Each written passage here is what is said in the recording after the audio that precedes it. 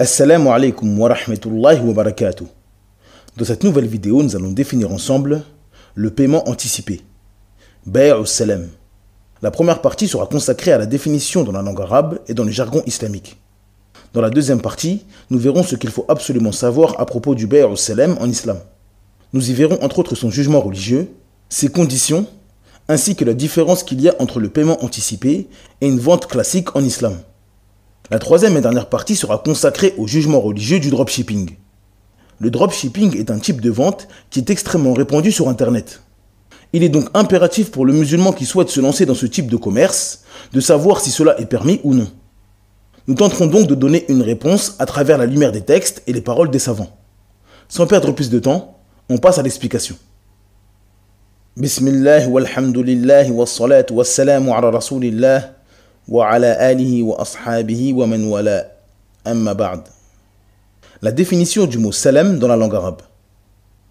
L'origine du mot salam vient des trois lettres sin, lam, mim, qui forment le verbe salima, qui signifie préserver. Exemple, dans la langue arabe, le mot salim signifie une personne en bonne santé, car elle a été préservée de la maladie. Le mot salamun signifie la paix, car celui qui est en paix est préservé de tout mal. Quant au mot salam, il signifie un bien qui a été préservé, c'est-à-dire qu'il a été remis à son ayant droit et qu'il a été préservé de tout retard, empêchement ou autre. An-Nawawi rahimahullah a dit, cette vente, le salam, est appelée ainsi car on remet l'entièreté de la somme durant l'assise de la vente. Fin de citation. La définition dans le jargon islamique. Dans le chapitre de la vente, ce qui est voulu par bay' salam est une vente avec un paiement anticipé pour une marchandise précise et décrite qui sera remise ultérieurement. L'imam Ibn Qudama rahimahullah a dit concernant le bay' salam, cela consiste à remettre la contrepartie de la vente immédiatement en échange d'une marchandise qui a été décrite, qui est connue et qui sera remise ultérieurement. Fin de citation. Le bay' salam est également appelé par les savants bay' salaf. Comme nous l'avons dit dans la vidéo de la définition du mot salaf, le lien est dans la barre de description, le verbe salafa signifie ce que nous a précédé et devancé. An-Nawawi rahimahullah a dit, cette vente, as-salaf, est appelée ainsi car on fait devancer le paiement de la marchandise sur son acquisition. Fin de citation. Ce qu'il faut savoir à propos du bay' salam. Son jugement religieux.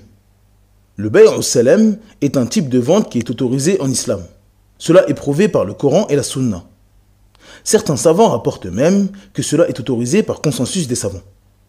Allah Azza wa Jal dit Ya ayyuhalladhina amanu idha tadayantum bidaynin ila ajalim musamman faktubuh. Dans la sourate 2 au verset 282, d'après la traduction approximative, Allah Azza wa Jal dit Ô les croyants, quand vous contractez une dette à échéance déterminée, mettez-la en écrit. L'imam Sa'di rahimahullah a dit à propos de ce verset, c'est la permission des échanges avec dette, que cela soit une dette dans la vente du salam ou la vente avec le prix de la marchandise qui est donnée ultérieurement. Tout cela est autorisé. Fin de citation.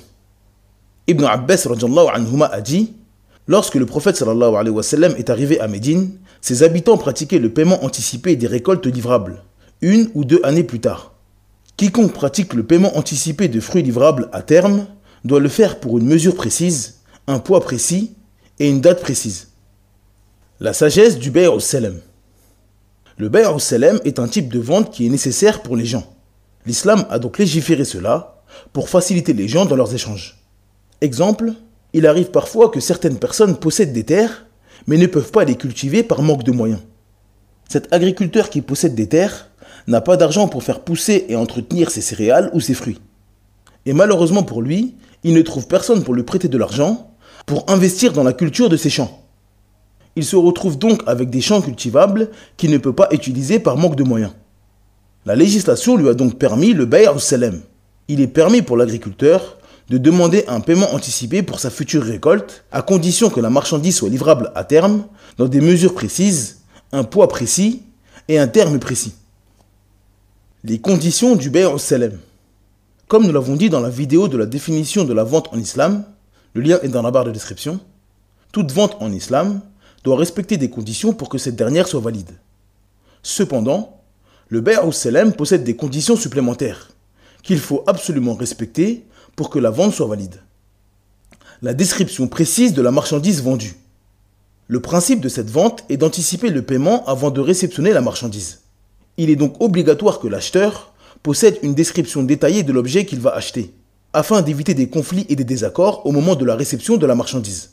Exemple, je souhaite acheter des dattes et qu'elles me soient livrées pour le mois de Ramadan qui arrive dans 2 mois. Il est donc obligatoire pour moi de connaître le type de marchandise, c'est-à-dire des dattes, ainsi que sa catégorie, c'est-à-dire des soukari, des ajwa ou encore des dattes, des glénour. Il faut également que le poids soit connu. 1 kg de dattes, 5 kg de dattes, un carton de dattes ou encore un conteneur de dattes. Il est donc impératif de connaître toutes les descriptions importantes pouvant impacter sur le prix de la marchandise. Autre exemple, je souhaite acheter un téléphone sur Internet que je recevrai dans 1 semaine.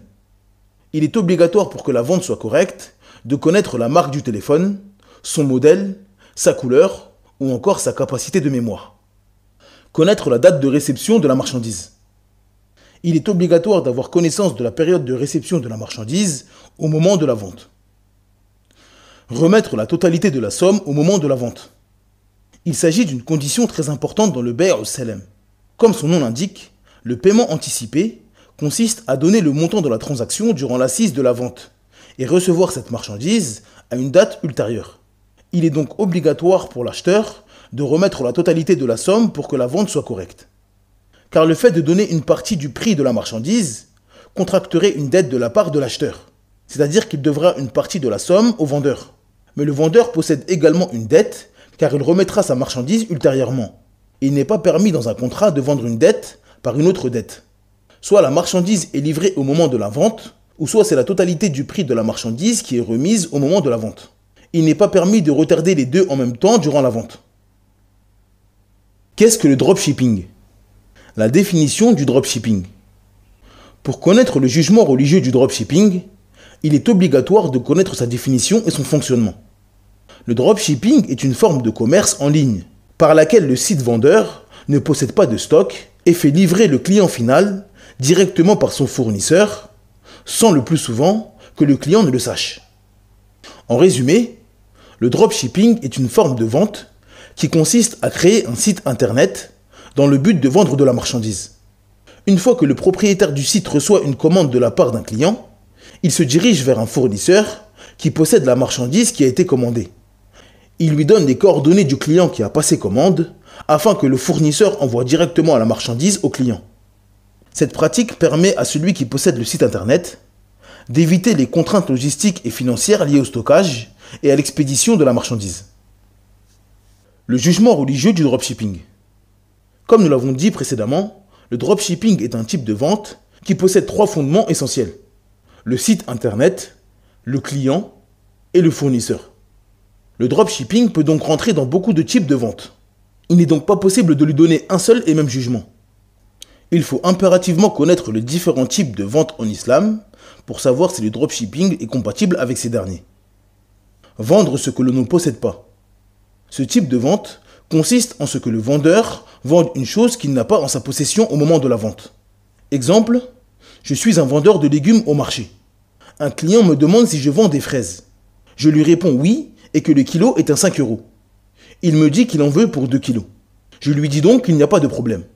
Je me rends ensuite 2 stands à côté du mien, chez le vendeur de fruits, et je lui demande de me vendre 2 kilos de fraises qu'il vend à 7 €. Puis je retourne dans mon stand afin de donner les 2 kilos de fraises que j'ai vendus 10 € à ce client. Cette vente n'est pas permise en islam, car j'ai vendu une marchandise à quelqu'un sans même l'avoir eue en ma possession, ni même savoir si le vendeur de fruits en possédait. D'après Hakim ibn Hizam, anhu, le prophète sallallahu alayhi wa sallam a dit « Ne vends pas ce que tu n'as pas en ta possession ». Autre exemple, je suis un vendeur de légumes au marché. Un client me demande si je vends des fraises. Je lui dis de patienter quelques instants. Je me rends ensuite 2 stands à côté du mien, chez le vendeur de fruits, et je lui demande de me vendre 2 kilos de fraises qu'il vend à 7 €. Puis je retourne dans mon stand et je propose au client 2 kilos de fraises pour un montant de 10 €. Le client accepte et repart avec les 2 kilos de fraises. Dans cette situation, la vente est valide, car au moment où la vente a été contractée, les fraises étaient en ma possession. Il s'agit donc d'une vente classique, en achetant une marchandise à un prix, dans le but de la revendre à un prix plus élevé. Quelle est la différence entre le bay' al-salam et le fait de vendre ce que l'on ne possède pas? Le bay' al-salam est une vente avec un paiement anticipé pour une marchandise connue, de quantité connue, pour une date connue, qui sera remise plus tard. Cependant, nous avons dit que le bay' al-salam est autorisé, alors qu'il est possible que le vendeur ne possède pas sa marchandise au moment de la vente. Quelle est donc la différence entre le bay' al-salam qui est autorisé et le fait de vendre ce que l'on ne possède pas, qui est une chose interdite en islam? Le bay' al-salam est la vente d'une description. Ce qu'il est important de savoir, c'est qu'en islam, toute transaction pouvant amener à des conflits entre les deux parties est interdite. Vendre une chose que l'on ne possède pas engendrera très probablement des conflits et des disputes entre les contractants. Quant au bay' al-salam, il est permis car le vendeur vend une description, un wasf, et non quelque chose de précis, un ayn. Exemple de la vente d'un objet précis. Je me rends sur le site Le Bon Coin, dans le but d'acheter un téléphone portable à un particulier pour le prix de 200 €.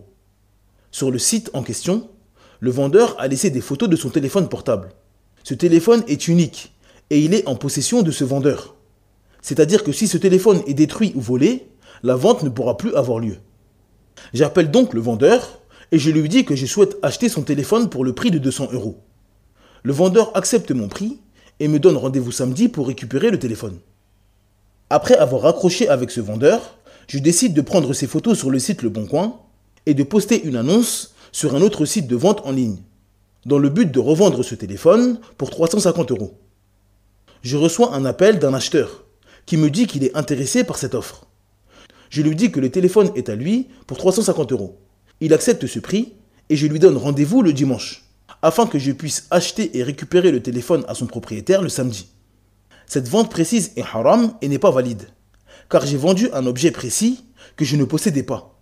C'est-à-dire que si le vendeur du Bon Coin m'annonce que son téléphone s'est détruit ou qu'il l'a vendu à quelqu'un d'autre, la vente du téléphone que j'ai faite à 350 € ne pourra pas avoir lieu, car je n'avais pas l'objet en ma possession. Et il s'agissait ici d'un téléphone précis. Il n'est donc pas possible ici de le remplacer. Il ne fait aucun doute que cela amènera à des conflits et des divergences. C'est pour cela que l'islam a interdit cela. Exemple de la vente d'une description. Je souhaite acheter un téléphone sur le site Amazon. Lorsque je veux acheter un téléphone sur le site Amazon, je sais parfaitement que le téléphone qui est en photo n'est pas celui que je vais recevoir chez moi. Ici, le vendeur me vend une description, en me montrant la photo du téléphone, son modèle, son poids, sa mémoire et tout ce qui est important pour la vente. Pour que la vente soit correcte, le vendeur doit me livrer n'importe quel téléphone sur la Terre, comportant les caractéristiques mentionnées et correspondant à la photo. Il est donc très peu probable que le vendeur ne puisse pas me remettre la marchandise, contrairement à la vente d'une marchandise précise. En résumé, si le vendeur propose du dropshipping sous les conditions du bay' al-salam, alors cela est permis. C'est-à-dire qu'il vend une description et non un objet précis et unique. Mais si le vendeur en dropshipping vend des marchandises spécifiques et uniques qu'il ne possède pas, alors cette catégorie de dropshipping n'est pas valide. Comme celui qui crée un site pour revendre des téléphones de particuliers qu'il n'a pas en sa possession. Il reprend les photos des téléphones des particuliers et les revend plus cher sur son site. Une fois qu'un client lui achète un téléphone, il se dirige vers le propriétaire du téléphone et l'achète en mettant l'adresse de son client. Ce type de transaction n'est pas permis en islam. Pour que cela soit permis, il doit tout d'abord acheter les téléphones aux particuliers et ensuite les revendre aux clients.